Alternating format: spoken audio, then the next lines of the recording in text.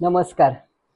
नवीन वर्षाच्या चैत्र प्रतिपदा पाडव्याला आपण भेटत आहोत, नाही का? सगळ्यात महत्त्वाची गोष्ट म्हणजे वर्षाची सुरुवात ह्याचा चैत्र पाडवा म्हणजे चैत्र पाडव्याचा जी त्याला शालिवाहन संवत्सराचा पहिला दिवस असं म्हणतात, है की नाही? 3.5 मुहूर्तातला मुहूर्त आहे हा पाडव्याचा दिवस. म्हणजे नंतर गुढी उभारायची दारामध्ये, खिडकीमध्ये, अंगणामध्ये, की म्हणजे रांगोळी आली, सुंदर कपडे घालणं आलं, तिला पण भरजरी वस्त्र आलं, गोडधोड, दारात सुंदर रांगोळी, सगळ्यांना एकमेकांना शुभेच्छा नवीन वर्षाच्या. हा हिंदूंचा सण आहे, मांगल्याचा सण आहे, पावित्र्याचा सण आहे, चैतन्याचा दिवस आहे आज हा. कारण वसंत ऋतूचे आगमन झालंय आज. विशेष महत्व म्हणजे ब्रह्माजींनी आजच सृष्टीची निर्मिती केलेली आहे. किती छान बघा. आणि नववर्षाची सुरुवात, आणि शिवाय रामराया यावेळेला लंकेवरनं विजय मिळवून परत आलेले आहेत. तोही आज विजयाचा दिवस आहे. सत्ययुग सुरू झालेलं आहे. भगवंतानी विष्णू अवतारामध्ये मत्स्य अवतार घेतला, तो याच दिवशी घेतलेला आहे. आणि म्हणून या दिवसाला इतकं महत्व आहे की अमृतासारखा दिवस आहे आज. सोने खरेदी करा, नवीन वस्तू खरेदी करा, एकमेकांना शुभेच्छा द्या. छान. आणखीन या दिवसात नवरात्र पण बसतं कोणाकोणाकडे. रामनवमी पण याच महिन्यात आलेली आहे.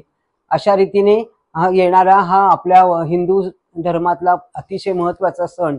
या दिवशी गुढीपाडव्याचं महत्वाचा अभ्यास करण्याचा थोडासा विचार करूया. थोडे वेगळे पण आपल्याला कळेल की आपण हे दरवर्षी गुढी उभा राहतो, तर त्याचं खरं काय काय आहे, या गोष्टी कशा आहेत, काय सांगते आपल्याला आपले वेदांचे विचार वगैरे.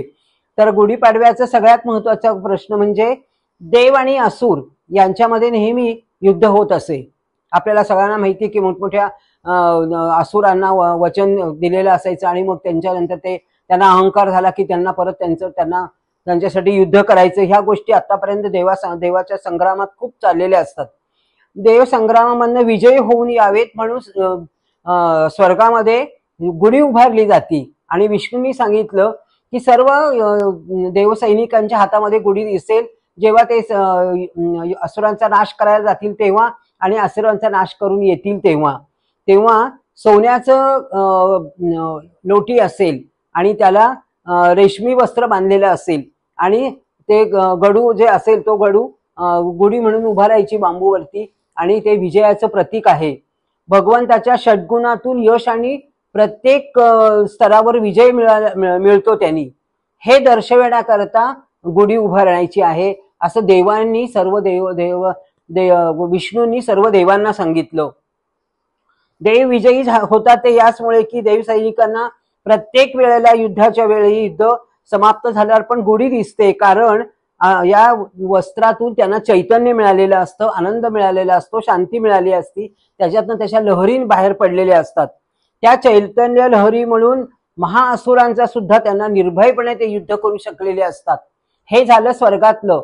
तसंच आता त्याच पद्धतीने पृथ्वीवरती सुद्धा त्याचं प्रतीक म्हणून विजयी झालेल्या ह्या लोकांबद्दल अगदी आपल्या घरामध्ये सुद्धा, घराच्या दाराशी सुद्धा गुढी उभारतात. प्रत्येक क्षणाक्षणाला सकारात्मक ध्येयाकडे जाण्याचे हा दिवस आहे. प्रतिपदेचा अर्थच आहे गुढीपदा चैत्र पर्व की प्रथम येणारी म्हणून पहिल्या दिवशी, चैत्र मासाच्या प्रथम दिवशी येते म्हणून प्रतिपदा. नंतर प्रतिपदा म्हणजे प्रत्येक क्षण जागृत करणे. त्यानंतर बांबू आपण घेतो, त्याला कडीलिंब घेतो, आणखीन शिवाय परत दुसरी गोष्ट म्हणजे गुढीला आपण गडू घेतो आणि गाठी घालतो. ह्या सगळ्या गोष्टी ज्या आहेत त्या काहीतरी आपल्याला सांगून जातात. ते बघूयात आपण. गुढी उभारण्यासाठी बांबू जो लागतो तो बांबू पहिल्यांदा त्याचं आपण पूजन करून त्याला आपण, ते एक आपल्या नाडीचं प्रतीक आहे. त्यातून सतत आपल्याला चैतन्य शक्ती मिळत असते, आणि तिची आराधना आणि आव्हान केल्यानंतर ती काठी न राहता सुषुप्त नाडीतून आपल्याला हे चैतन्य मिळत असतं, अशी त्याची भावना आहे. म्हणून पूजन खूप मस्त समजून सांगितलेलं आहे, आणि जीवनाचे गुह्यतम ते ज्ञान आहे. बांबू म्हणजे. दुसरी गोष्ट गडू असतो, तो तांब्याचा गडू आपण पालथा घालतो त्याच्यावरती आणि हार वगैरे घालतो त्याच्यावरती. पालथा घाललेला कलश जो आहे तो तांब्याचा कलश हे ज्ञान शक्तीचे प्रतीक आहे. तिथून आपल्याला ज्ञानाची प्रेरणा मिळते. नंतर तिसरी गोष्ट म्हणजे कडुलिंब. कडुलिंबाचं इतकं सामर्थ्य सांगितलं आहे की कडू असला तरी गुणकारी आहे. कडुलिंब हे सत्य ते नेहमी कडू असते. गुढीला लावण्याने वनस्पतीचा एक प्रकारचा सत्कार होतो. म्हणून आम्हाला सुद्धा पांडुरंग शास्त्री सांगायचे की प्रत्येक याचा सत्कार झाला पाहिजे. तुळशीला पाणी घालताना पण तुम्ही श्लोक म्हणून घाला. तसंच वनस्पतींचा सत्कार करायचा असेल, कडुलिंब लावायचा असेल तर आयुर्बलम यशोवर्चा प्रजा पशून वसुरीच ब्रह्मप्रज्ञांच मेधांच त्वनो देही वनस्पते. वनस्पतीचा सत्कार करून ब्रह्मांना नमस्कार करायचा आहे. हे वनस्पते तू आमचं आयुष्य, बळ आणि तेजस्विता, प्रज्ञा हे सर्व आम्हाला, संपत्ती, याचप्रमाणे ब्रह्माला जाणण्याची सुद्धा आकलन करण्याची शक्ती आम्हाला दे, असं त्यांना प्रार्थना करायची आहे. दुसरी गोष्ट कलश झाला, बांबू झाला आणि हे झालं. आणि नंतर मग छानपैकी औक्षण करून गुढीची रेशमी वस्त्र लावून पूजा करून गोडधोड जेवायला करायचं. आणि म्हणून ह्याच्यामध्ये असंही म्हटलेलं आहे की अजिंक्य जिंकोनी आले कौसल्यानंदन धन्य आजी दिवन सोनयाचा.